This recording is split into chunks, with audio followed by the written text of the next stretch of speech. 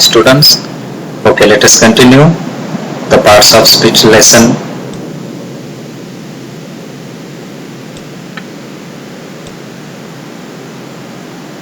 Parts of speech, sentence and parts of speech. And we have completed our first parts of speech, that is noun. Now in this lesson we are going to study the remaining parts of speech. Verbs, action words, क्रियापद. Words which say something are called verbs. जे शब्द काहीतरी सांगतात, काहीतरी क्रिया दर्शवतात, अशा शब्दांना आपण काय म्हणतो? क्रियापद असं म्हणतो. All the action words are verbs. For example, the boy laughs. The boy laughs. Here laughs is an action word, that is called क्रियापद. The sun shines in the sky. आकाशामध्ये सूर्य तळपतो, shines, चमकतो. म्हणजे क्रियापद झालं, म्हणजे वर्ब झालं. The dog barks. आता जी verbs असतात ते प्रेझेंट टेन्स मध्ये असतात, पास्ट टेन्स मध्ये असतात आणि फ्युचर टेन्स मध्ये असतात. तो टेन्सचा भाग झाला. परंतु ही सगळी काय आहेत? काहीतरी क्रिया दर्शवतात, ऍक्शन दाखवतात, पण त्यांना ऍक्शन वर्ड्स असं म्हणतात. Sometimes verb consist of more than one word. कोण अपूर्ण वर्तमान काळ असेल, अपूर्ण भूतकाळ असेल किंवा अपूर्ण भविष्यकाळ असेल, पूर्ण वर्तमान काळ असेल, पूर्ण भविष्यकाळ असेल, भूतकाळ असेल. म्हणजे क्रियापदामध्ये एक पेक्षा अनेक शब्द असतात. इथे बघा, शीला इज रीडिंग, हे सगळे दोन्ही शब्द काय आहेत? वर्ब आहेत. Verb consist of more than one word. एकापेक्षा जास्त शब्द सुद्धा क्रियापदामध्ये असू शकतात. The boys are playing football.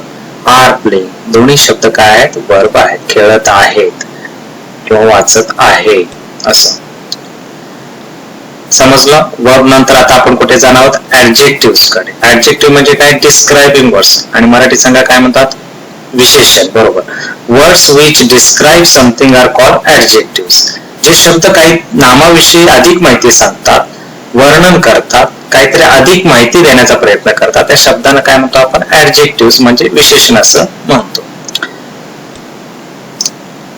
For example, Peter is a fat boy. Peter is a fat boy.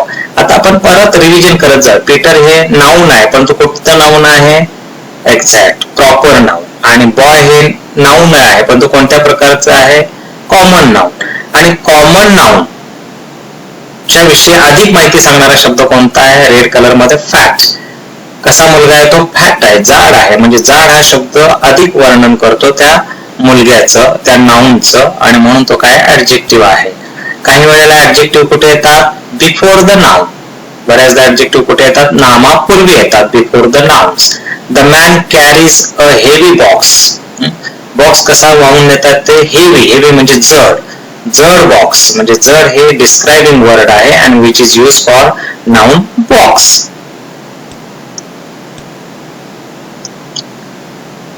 Hari is tall but his sister is short. After the noun. काही वेळेला विशेषण नामानंतर सुद्धा येतं. Hari is tall. हरी कसा आहे? टॉल आहे. म्हणजे टॉल हे ऍडजेक्टिव्ह झालं. But his sister is short. Short sister असं निघलं तर सिस्टर इज शॉर्ट. म्हणजे नामानंतर सुद्धा काय येतं? ऍडजेक्टिव्ह येतं. म्हणजे टॉल आणि शॉर्ट हे दोन्ही काय आहेत? ऍडजेक्टिव्ह आहेत. Ice is cold but fire is hot. The same example, the same type of example. आता हे ऍडजेक्टिव्हची ओळख करणारं डेफिनेशन आहे. बघा, adjectives are words which tell us what kind of, how many, of what colour, etcetera, places, animals, person or things. Adjectives हे असे शब्द आहेत की कोणतेही ठिकाण, प्राणी, व्यक्ती किंवा वस्तू ह्या कशा प्रकारच्या आहेत, किती आहेत, कोणत्या रंगाच्या आहेत किंवा कशा आहेत, हे सगळे सांगणारे शब्द म्हणजे ऍडजेक्टिव्हज. वर्णन काय करतात ते? व्हॉट काइंड ऑफ, कशा प्रकारचे आहेत, हाऊ मेनी, किती आहेत, ऑफ व्हॉट कलर, कोणत्या रंगाच्या आहेत, एटसेट्रा. म्हणजे एवढंच नव्हे तर अशा अनेक गोष्टी त्याच्यामध्ये, गुणधर्म सांगणारे शब्द. फॉर एक्झाम्पल बघा, Shweta is a kind girl. Shweta is a girl, परंतु ती कशी आहे, काइंड, म्हणजे कशी आहे ती, what kind of Shweta is a girl, a kind girl म्हणजे ऍडजेक्टिव्ह झालं. He has a red cap, त्याच्याकडे कॅप आहे, परंतु कोणत्या कलरची, of what colour, red colour. Swapnil has 6 pens, स्वप्नीलकडे पेन्स आहेत, किती आहेत, how many, 6 pens. Bali has new shoes, बालीकडे नवीन शूज आहेत, कोणत्या प्रकारचे आहेत, नवीन आहेत. म्हणजे हे सगळे ऍडजेक्टिव्ह आहेत. बघा समजून घ्या, प्रत्येक गोष्ट मी डिटेल मध्ये सांगतोय तुम्हाला ते लक्षात येण्यासाठी. each and every word, each and everything I am going to explain here in detail, so learn it carefully. Adverbs, adverbs म्हणजे काय सांगा, क्रिया विशेषणे.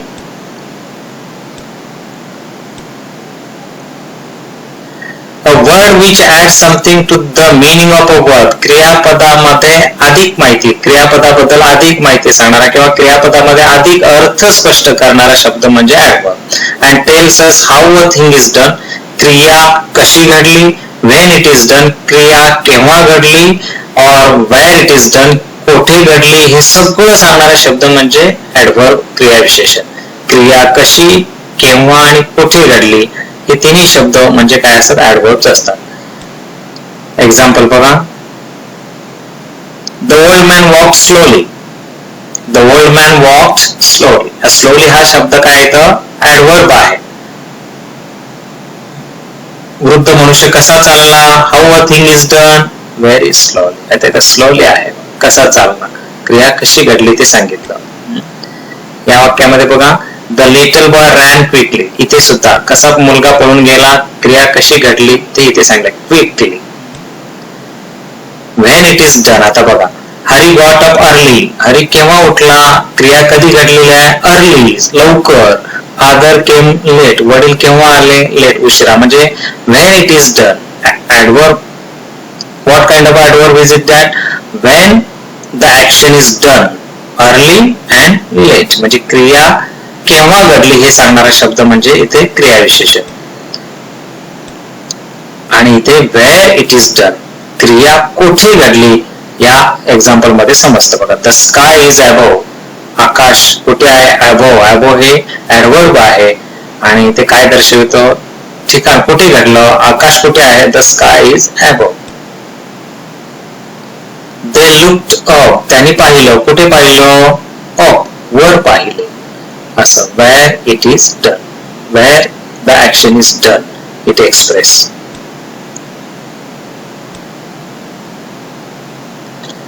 Pronouns. A pronoun is a word used in place of a noun. Next भाग आहे त्याच्यामध्ये pronoun. pronoun म्हणजे सर्वनाम. सर्वनाम कशा, instead of noun there is a pronoun, म्हणजे नामाविषयी, नामाऐवजी येणारा शब्द म्हणजे काय, pronoun म्हणजे सर्वनाम. एक्झाम्पल बघा इथे, Ali lives in Pune, he is a tailor. आता अली हे नाव आहे, अली लिव्स इन पुणे, अली पुण्यामध्ये राहतो. ही इज अ टेलर, म्हणजे ही हे प्रोनाउन कोणाविषयी आलं, त्या अली विषयी आलं. Sita sang sweetly, Sita is here, Sita खूप सुंदर गाते आणि सीता इज हिअर, ती इथे आहे. Sita sang sweetly, she is here, she हे प्रोनाउन कोणाविषयी आलं, या सीताविषयी आलं. म्हणजे नामाऐवजी येणारा शब्द म्हणजे काय असतो, प्रोनाउन असतो. Shivam has a cap, the cap is red, Shivam has a cap, it is red. It हे प्रोनाउन कोणासाठी आलं, शिवमसाठी आलं की कॅपसाठी आलं, बरोबर, कॅपसाठी आलं. म्हणून इथं प्रोनाउन इट म्हणजे वस्तूसाठी किंवा एखाद्या प्राण्यांसाठी, झाडा वेलीसाठी, फुलांसाठी वगैरे जर असेल तर त्याच्यासाठी इट हे प्रोनाउन वापरलं जातं. आणि पुरुष पुल्लिंगी असेल तर ही किंवा स्त्रीलिंगी असेल तर सी हे प्रोनाउन वापरलं जातं. I saw the girls wear singing, मुली पाहिल्या आणि त्या मुली गाणं गात होत्या. बघा, I saw the girls, they were singing, they हे प्रोनाउन कोणाविषयी आलं, आय साठी आलं की गर्ल्स साठी आलं. बघा, आय सॉ द गर्ल्स, मी मुली पाहिल्या, दे वेअर सिंगिंग, त्या गाणं गात होत्या, माझ्यासाठी आलं का, नाही, तर कोणासाठी आलं, मुलीसाठी आलं, दे were singing. Where is Ashok, कुठे आहे अशोक, कॉल हिम हिअर, हिम हे सुद्धा प्रोनाउन आहे. प्रोनाउनचा मी चार्ट मागे सुद्धा दाखवलेला आहे. I, me, my, mine, you, your, yours हे जे प्रोनाउनचा एक चार्ट आहे, तो स्टडी करायचा. मग तुम्हाला सगळं समजणार की प्रोनाउन्स ऍक्च्युली आहेत किती आणि आपण त्यांचा वापर कुठे कुठे करत असतो. ते इथे दिलेलं आहे बघा, हे सब प्रोनाउनचा चार्ट आहे. I met, you hit Mohan, he loves animals, we met Shiva, Mohan hit you. हे सगळं I, we, me, us, mine, ours. बघा you you you you, yours, yours. आणि तसं he, she, they, he, her, his, hers, that's. So see the, learn the chart. हा chart तुम्हाला मी पीडीएफच्या माध्यमातून देईन. तो स्टडी केलात की तुम्हाला प्रोनाउन्स इथे समजेल. इथे आपण थांबणार आहोत. राहिलेले जे पार्ट्स ऑफ स्पीच आहेत आपण पुढच्या व्हिडिओमध्ये बघणार आहोत. थँक्यू.